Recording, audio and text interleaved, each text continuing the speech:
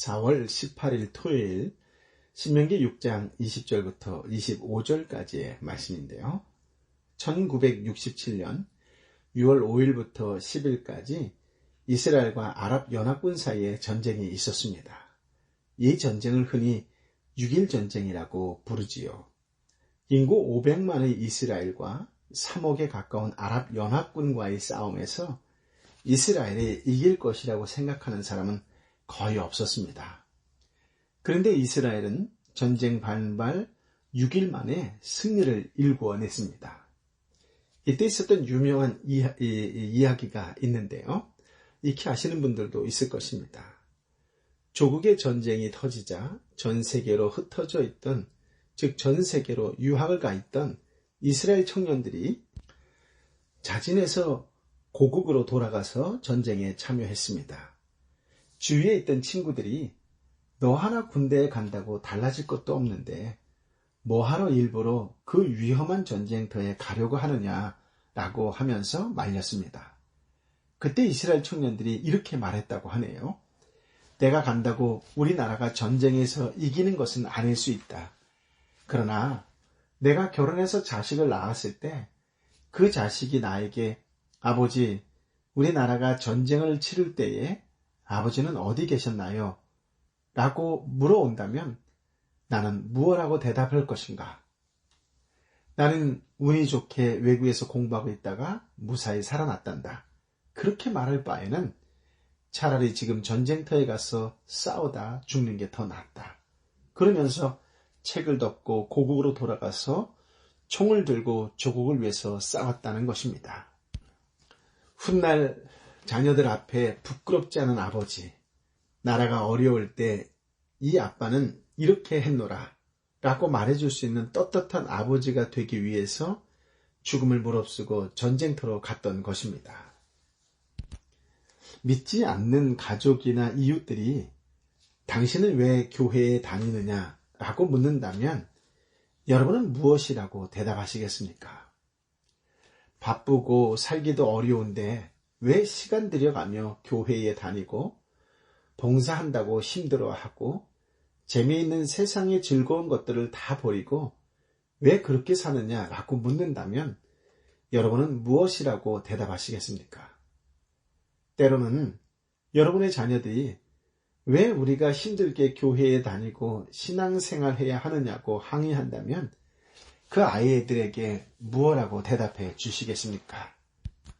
20절 말씀을 함께 읽어볼까요? 장차 너희의 아들들이 너희에게 우리 하나님 여호와께서 아버지께 명령하신 증거와 규례와 법도의 뜻이 무엇입니까? 하고 물으면 가나안에서 태어날 후손들은 언약의 직접적인 당사자는 아니지요. 그들은 출애굽 1세들에게 은혜로 베풀어 주신 기적과 이적을 체험하지 못한 새로운 세대들입니다. 후손이 전통적인 신앙과 신앙의식에 의문을 갖고 질문을 하는 것은 당연할 것입니다. 애굽 땅에서 종으로 살고 있을 때 그곳으로부터 우리를 건져내신 하나님의 직접적인 역사는 나에게는 실감나도록 주어진 것이었는지 몰라도 내 자녀 세대에게는 그렇지 않을 수 있습니다. 타락하고 방탕하며 살다가 그리스도를 만난 것이 나에게는 눈물겨운 감동 스토리일지 몰라도 내 자녀 세대에게는 한 번도 듣지 못한 이야기일 수도 있습니다. 참다운 교회를 찾기 위하여 한국 땅에서 교회 성도의 1세대로 고군분투하는 삶을 살았던 것이 나에게는 실로 놀라운 은혜의 역사였을지 몰라도 내 자녀 세대에게는 태어날 때부터 받아 누린 것이므로 아무런 감흥이 없는 내용일 수도 있습니다. 우리는 신앙이 자동적으로 계승되는 것이 아니라고 하는 것을 기억해야 합니다. 이 계승이란 각고의 노력을 필요로 합니다. 그래서 하나님께서는 태어나는 아이들에게 구원 경험이 저절로 각인되도록 하지 않으시고 부모를 통해 그것이 가르쳐지게 하셨습니다. 이 말은 거꾸로 뒤집으면 부모가 자녀들에게 하나님의 놀라운 구원 역사에 대해 아무것도 가르쳐 주지 않는다면 자녀들은 아무것도 모른 채 자랄 수밖에 없게 되어 있다라고 하는 것이지요. 쉐마 본문이 자녀들에게 쉴 새 없이 가르치라고 명하는 이유가 바로 이것 때문입니다. 신앙의 계승은 자동적인 것이 아니기 때문입니다. 하나님을 직접 경험하지 못한 후손들은 부모에게 하나님이 누구시며 하나님의 말씀이 어떻게 우리에게 주어졌으며 이 하나님 말씀을 어떻게 대해야 하는지에 대하여 질문을 할 것입니다. 모세는 이러한 질문에 대하여 대답을 준비하고 있어야 한다고 말하지요. 21절부터 24절까지의 말씀입니다. 그에게 이렇게 말하라. 우리는 이집트에서 바로의 종들이었다. 그러나 여호와께서 강한 손으로 우리를 이집트에서 이끌어내셨다. 여호와께서 우리 눈 앞에서 크고 두려운 이적과 기사를 이집트와 바로와 그 온 집안에 내리셨다. 그러나 여호와께서는 우리를 거기서 인도해 나오게 하시고 우리 조상들에게 맹세로 약속하신 그 땅에 불러들여 차지하게 하셨다. 여호와께서는 우리에게 그 모든 규례를 지키고 우리 하나님 여호와를 경외하라고 명령하셨다. 이는 우리가 항상 번창하고 우리가 오늘과 같이 우리를 살아있게 하시기 위함이었다. 새로운 세대가 신앙적 의문을 가진다면 그들이 충분히 이해할 수 있도록 말씀을 전해 주어야 하겠지요. 그래서 참된 신앙이 계속 후손들에게 심어지도록 해야 할 것입니다. 즉 이스라엘 백성이 가나안 땅에 들어가서 자녀들에게 가르쳐야 할 신앙 교육의 내용을 모세가 지금 언급하고 있는 것입니다. 그 첫 번째는 출애굽 이야기이지요. 다시 한번 강조하지만 하나님은 이스라엘의 출애굽이 먼저 이루어진 후에 하나님이 율법을 지키라고 명령하셨다는 점입니다. 방금 읽은 말씀을 보면 인간이 규례와 법들을 지켜야 할 이유로서 하나님께서 이스라엘을 그 조상에게 약속하신 땅으로 들어가게 하기 위해서 애굽에서 인도하여 내셨다. 애굽에서 이끌어내신 일을 말하고 있습니다. 애굽에서 인도하여 내신 것, 그것만으로도 이스라엘은 대대로 하나님의 말씀과 규례와 법들을 지키며 살아가야 한다는 것이지요. 이스라엘이 애굽에서 나올 수 있었던 것은 이스라엘아 나오라 라고 하는 말 한마디로 되어진 쉬운 일이 아니었습니다. 하나님은 이스라엘을 애굽에서 인도하여 내시기 위해서 애굽과 바로에게 크고 두려운 이적과 기사를 행하셨다는 것을 알 수 있습니다. 이것이 여러분도 잘 알고 계시는 10가지 재앙이지요. 사실 10가지 재앙은 하나님의 백성이 만들어지기 위한 과정이었습니다. 이스라엘이라고 해서 무조건 하나님의 백성이 아닙니다. 하나님이 내리신 재앙은 모두 인간의 생명을 위협하는 것들이었습니다. 이렇게 하나님 등장하심으로 인간의 생명이 위협을 받게 될 때 이스라엘은 이제 더 이상 애굽의 농산물로 연장하는 생명은 생명이 아니라 또 다른 생명이 있다라고 하는 것을 배워야 했던 것이지요. 그것을 확실하게 드러낸 것이 10번째 재앙인 장자의 재앙이었습니다. 어린 양의 피를 통해서 죽음 속에서 살아난 경험을 하게 된 것이지요. 그리고 이것을 통해서 죽음 속에서 어린 양의 희생의 피로 인해서 보호받는 집단이 발생하게 됩니다. 이 집단을 가리켜서 하나님의 아들 이스라엘이라고 부르는 것입니다. 10 재앙은 단지 이스라엘을 구출하기 위한 애굽에 대한 공격으로 그치는 것이 아닙니다. 산자와 죽은 자를 구별하는 것이 10 재앙입니다. 즉 어린 양의 희생의 피가 개입된 집단, 즉 이스라엘은 산자이고 하나님의 아들로 취급받습니다. 그러나 희생의 피가 개입되지 않은 집단, 즉 애굽은 죽은 자로 취급받는 것입니다. 하지만 이스라엘이 이스라엘 된 것으로 모든 일이 끝나는 것이 아닙니다. 이제는 산자된 이스라엘이 예전의 이스라엘과의 모든 연결고리를 끊어버린 삶으로 이어져야 한다는 것이지요. 예전의 이스라엘은 애굽과 똑같이 농산물로 생명을 연장하는 집단이었습니다. 즉 그때는 이스라엘이나 애굽이나 죽은 자라는 것에는 동일했던 것이지요. 그런데 그 속에서 어린 양의 희생의 피로서 보호받고 살아난 자 된 그들은 예전의 모습을 그대로 보인다면 죽은 자와 산 자의 구별점이 모호할 수밖에 없겠지요. 그래서 이스라엘은 유월절을 철저히 지켜야 하는데 유월절은 어린 양의 희생이 반복되는 것이기 때문입니다. 어린 양의 희생의 피가 반복되어짐으로써 이스라엘이 이스라엘로 취급받을 수 있었던 것이지요. 하나님이 이스라엘과 함께 하시는 것도 어린 양의 희생의 피 안에서 함께 하심을 알아야 합니다. 하나님의 동행도 어린 양의 희생의 피와 함께 동행하는 것이지 결코 인간 자체와 동행하는 것은 아니라는 것도 알고 계셔야 합니다. 이 비밀을 알지 못한 자는 결국 전혀 다른 하나님을 말하고 쫓을 수밖에 없는 것이지요. 이스라엘이 이스라엘 되는 것은 여호와 하나님이 누구신가를 바로 아는 데 있습니다. 여호와는 어린 양의 희생의 피로 주어진 참된 생명을 모르고 오직 자기의 힘으로 생명을 유지해보고자 하는 세력들과 싸우시는 분이십니다. 그리고 그 싸움은 죄 없으신 분의 희생을 통해서 죄 있는 자들을 구출해내는 자비의 정신을 보이심으로 시작되었지요.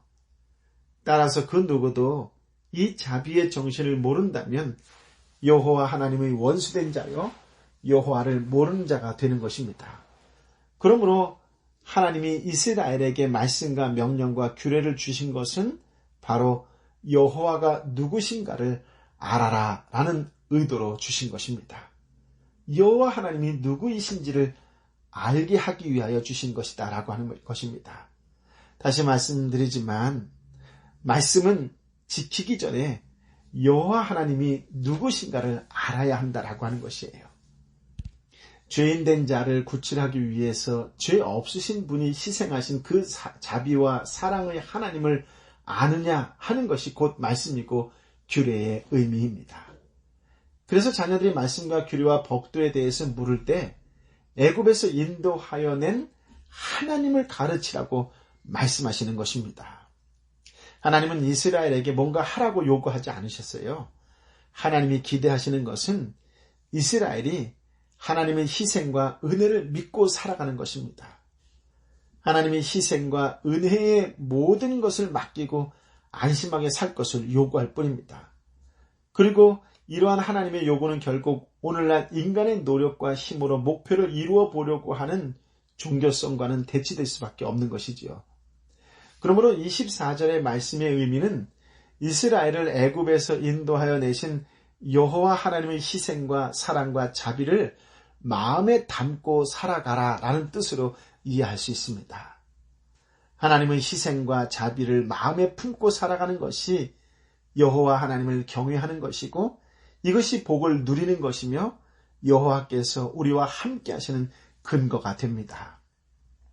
하나님의 희생과 자비를 마음에 품고 산다는 것은 어린 양의 희생의 흔적을 지니고 산다는 뜻이 되기 때문이지요. 이스라엘이 하나님의 이적과 기사를 통해서 희생의 피가 개입된 집단이 되었을 때 그들에게서 보여줘야 할 삶의 태도는 첫째는 애굽에서와 같이 더 이상 농산물로 목숨을 유지하는 차원이 아니라 말씀으로 유지되는 생명이 나타나야 합니다. 둘째는 자기를 위하고 자기에게만 관심 두고 살아가는 인간이 하나님을 생각하고 하나님이 하신 일에 관심을 두고 살아가는 인간이 되는 것이지요. 이것이 기적의 결과입니다. 따라서 오늘날 성도의 삶도 그와 같아야 하지 않을까요? 그러나 인간의 본성상 우리가 그렇게 살아갈 수 없습니다. 그러나 하나님이 하십니다. 하나님은 하십니다. 우리에게 성령을 보내주시고 성령을 통해서 우리를 다스리시고 인도하시는 모든 이유가 하나님의 기적을 나타내시기 위해서이지요. 이스라엘 힘으로 애굽을 나올 수 없기 때문에 이적과 기사를 베풀으셨습니다. 오늘도 역시 우리 힘으로 세상에서 빠져나올 수 없기 때문에 하나님은 이적과 기사를 베푸십니다. 그리고 그 기사와 이적 속에서 하나님을 발견하고 그리스도의 십자가의 피를 바라보게 된 성도들은 이제부터는 자기가 아니라 하나님을 생각할 줄 알고 그리스도의 피의 은혜를 노래하면서 자신의 무가치함과 죄인됨을 고백하는 인간으로 살아가게 되지요. 이것이 출애굽입니다. 이것이 출애굽이에요. 옛날 이스라엘이 유월절을 끊이지 않으므로 출애굽이 계속되어야 했던 것처럼 오늘날 성도들도 계속되는 출애굽 속에서 살아가야 합니다. 25절을 읽어볼까요? 그리고 우리가 그분이 우리에게 명령하신 대로 우리 하나님 여호와 앞에서 이 율법을 삼가 지키면 그것이 우리의 의로움이 될 것이다. 우리의 의로움, 이것은 말씀을 지키는 것입니다. 말씀을 지킨다라고 하는 것은 행함을 말하는 것이 아니라 하나님의 사랑과 자비를 아는 것입니다. 하나님의 사랑과 자비를 아는 자라고 한다면 그의 삶은 순종하는 삶이 되겠지요. 결국 성도의 의로움은 행위에 달린 것이 아니라 하나님이 행하신 은혜와 자비를 안다라는 뜻이에요. 하나님이 행하신 은혜를 아는 자, 자비를 아는 자, 사랑을 아는 자, 그가 바로 의로운 자라고 하는 것이죠.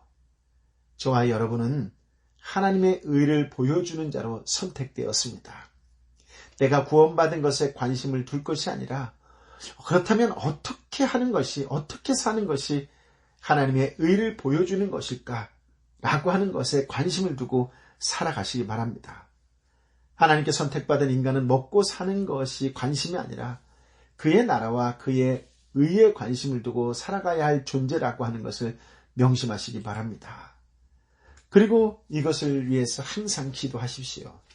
인간의 본성은 먹고 사는 것, 내 몸에 관심을 두게 되어 있어요. 따라서 항상 하나님이 나를 간섭하시고 다스리셔서 내 본성이 아니라 하나님의 마음으로 살게 해달라고 기도하십시오. 자녀를 위해서도 마찬가지입니다. 자녀를 위해서 기도할 때도 이렇게 기도하십시오. 주님, 세상에서 성공한 자녀가 아니라 여호와 하나님이 누구신가를 아는 자녀가 되게 해달라고. 주님, 내 아들이, 주님, 내 딸이, 주님, 우리 가족이 하나님이 누구신가를 아는 아들, 하나님이 누구신가를 아는 딸, 하나님이 누구신가를 아는 가족이 되게 해주옵소서라고 기도하십시오. 만약 그렇지 못할 때에 하나님이 때려서라도 성도 되게 해달라고 기도하십시오. 이것이 자녀를 사랑하는 것이고 피의 흔적을 지닌 채 날마다 출애굽하며 살아가는 성도일 것입니다. 이 놀라운 하나님의 자녀의 복이 저와 여러분에게 가득 임하기를 예수님의 이름으로 축복합니다. 아멘. 아버지 하나님, 참으로 귀한 말씀, 생명의 말씀을 허락하여 주시니 감사합니다. 오늘 이 자리에 있게 한 나의 나된 모든 것은 하나님의 은혜입니다. 나의 이 모든 신앙 스토리를 자녀에게, 이웃에게 들려주는 간증의 사람이 되게 하여 주옵소서. 하나님의 터치, 하나님의 은혜, 하나님의 역사하심, 그것을 기억하며 살아가는 자가 되게 하여 주옵시고 하나님의 사랑과 자비를 아는 자로 이 땅에서 순종하는 자로 살아가는 복된 인생이 되게 하여 주옵소서. 그러므로 말미암아 하나님의 사람이 가는 곳마다 사람이 살아나는 놀라운 역사, 축복의 통로요, 은혜의 통로요, 구원의 통로의 역사가 일어나는 복된 중보자가 되게 하여 주옵소서. 이제는 우리 주님 예수 그리스도의 은혜와 아버지 하나님의 크신 사랑과 성령 하나님의 위로 역사 교통 충만하심이 오늘도 하나님의 사랑과 자비를 아는 자로 살아가겠습니다. 그 사랑을 구체적으로 세상 속에서 나누어주고 베풀어주는 그리스도의 향기로 살아가겠습니다라고 다시 한번 결단하는 하나님의 사람들 한 사람 한 사람 머리 위에 저들과 함께하는 모든 기도의 사람들, 특별히 이 땅과 열방의 교회 가운데에 선교사님과 선교지 위에 함께하여 주옵기를 간절히 축원하옵나이다. 아멘.